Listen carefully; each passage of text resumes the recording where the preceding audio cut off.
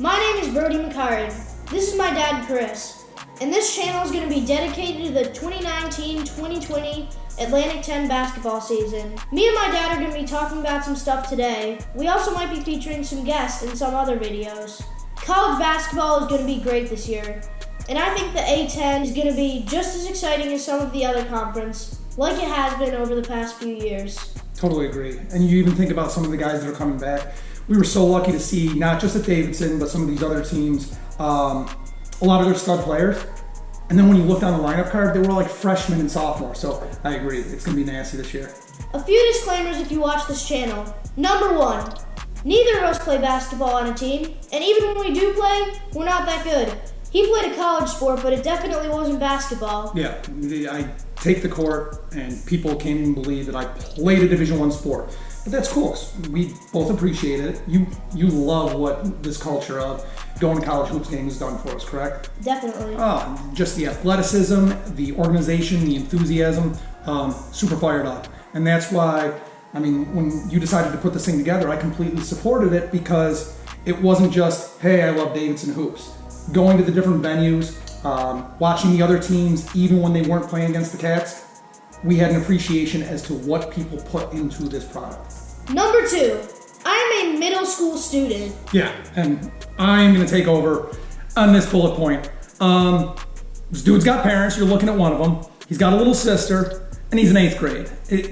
Certainly, we're gonna keep this thing open for comments. If this thing goes well, we want some level of dialogue.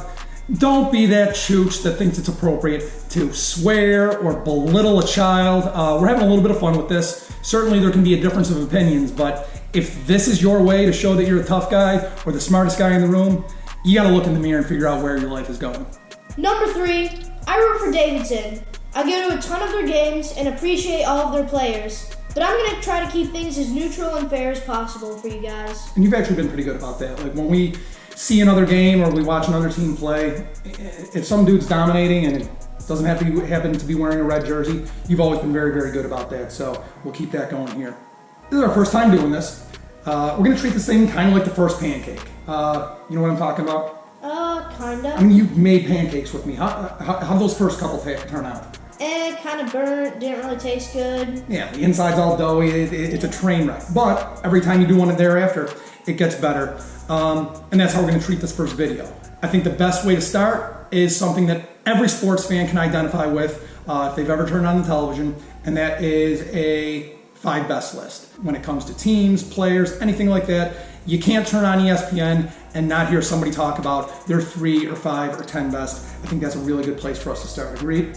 Yep, I actually already had some players in mind. All right, so. well good. Why don't we do this? 5 most exciting A-10 players, 5 players in the A-10 that you are looking most forward to seeing play because they bring an excitement to the court. How about that? Okay. We're keeping it objective. So if we do these list formats, I'm gonna lay down a rule. One Wildcat per top 5. Got it. Can you keep it in the row? Yes, I can. You do that? All right, I'm gonna trust you. All right, so you said you had some players in mind. Let's go 5 most exciting. We're gonna go 5 through 1. So we're gonna leave the stud for the last one. Number 5, give me. Kyle Lofton from St. Bonaventure. All right, I know exactly who you're talking about. What moves the needle for you with this guy? Why do you think he's so good? Well, as a freshman, he did a good job of working with Courtney Stockard, and he always wanted to get the ball to the hoop. If he was in the gym, he felt like he was in range for a good shot, and players from Bonnie are going to be looking for him to work with him as a sophomore. And you bring up a good point because I think, isn't Stockard gone now? Yes. He graduated. Yeah, so this guy's going to have to carry the load. I agree. This is somebody who's exciting. And we went to that Bonnie game last year. Yeah. Other than a couple of the Cats, he was the best player on the floor. I mean, he energized that place, that student section. I agree. Yeah, that student section was bananas. Ice from the line, too. Oh, yes. Oh, yeah. All right, number 4, who you got? Jacob Gilliard from Richmond. Love it. Tell me why. Well, people say you can't teach height in basketball, but that means nothing to Jacob. He's a key factor to the Spiders' defense. He can always get the ball, and he can also go up to the rack hard, and will score some valuable points for the Spiders. Yeah, you're right, because he is absolutely willing to go into the trees, despite being the shortest guy on the court at many times. He's got mad pedigree too, if I remember correctly. What's his background? Well, his father played college ball, and his high school coach actually played for Kansas. Okay, yeah, and he's from Kansas City too, right? Yes. I knew there was something that, and I like that too.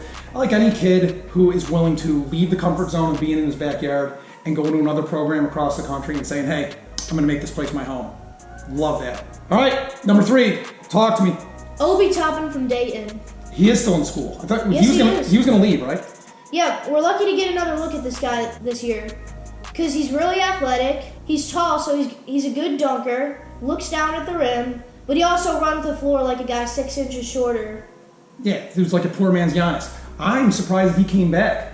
I love it. I mean, I hate it for some of the schools that I like more than Dayton, but love seeing this guy play. Yeah, we actually thought that he was most likely to go to the pros in the A-10. Yeah, out of everybody there. I mean, As a freshman. even seniors. So, all right, the deuce, number 2, go. Fats Russell from Rhode Island. Pump the brakes. This guy's not even the best player on his own team. Langevin is. Dad, I never said it was going to be the best. I said it was going to be the most exciting. All right, and I think he's going to be the most exciting to watch. Guys like Langevin, they can fight through a slump with DNA because they're tall. But Fats Russell, he has to come up with creative ways to get the ball in the hoop with his height of 5'10". I certainly see your point in terms of how exciting he's going to be this year. All right, haven't heard a Cat's name yet. You're not wearing that shirt. I'm not wearing this shirt for no reason. Talk to me about who your number 1 is. It better be a Wildcat. My number 1 is Kellen Grady from Davidson. All right. I mean, no pushback from me. You know how I feel about him. It is very difficult to poo-poo the returning A-10 player of the year, but talk to me. Tell me why you made this decision. Well, Jag is actually my favorite player, and him and Kelly work great together, but I think this is KG's year to take over the court. He knows when to take over the game, and he knows when to let it come to him. And we can tell by his attitude that he loves playing for Bob McKillop. Yeah, and who wouldn't want to? I mean, the guy is one of the best coaches in the entire NCAA. What he does with the talent and the recruiting restrictions that he has with respect to academics is absolutely unbelievable. So I see it. Now, I am going to make sure that if John Axel ever sees this video, he doesn't think you're being dismissive of him. If you weren't sticking to your Wildcat rule, you'd have them at number 1 and number 2, correct? Yes. Absolutely. Definitely. All right. Well, I would have the whole Davidson starting lineup. I know, you already said that. And you know what's funny? 2 takeaways from going to the Black-Red game last week. Best player on the court is somebody who might not even start and hasn't started the game for Davidson. Carter Collins, he's got a great body. He's able to run the court for a whole game. Very athletic. He also has a really high vertical jump, which can help him with dunking, layups. Yeah, I love it. And I love the fact, this sounds a little weird, coaches don't want to hear this. As a spectator though, and somebody who played a different sport where maybe it was a little grittier, I like that he's not afraid to use his fouls. He plays physical, despite being one of the smaller guys on the court a lot of times. Give me 2 more takeaways with respect to the Black-Red game and what you're looking forward to this season. Well, one thing that we definitely picked up on is every one of the Wildcats has been working out over the summer. You can tell that every one of them has just gotten more muscular, more athletic, and usually if you're in better shape than your opponents, you'll come out on top. I love it. Yeah, 2 that I really noticed it about was Bochy and Frampton. And Frampton's really nice to see because as somebody who also in college tore his ACL, I get that it's not just a matter of getting back and being allowed to play. It's that next year of feeling athletic, really getting into the flow of things. And you can just tell by his physique, his willingness to plant and shoot at high speeds. He's not thinking about that knee anymore.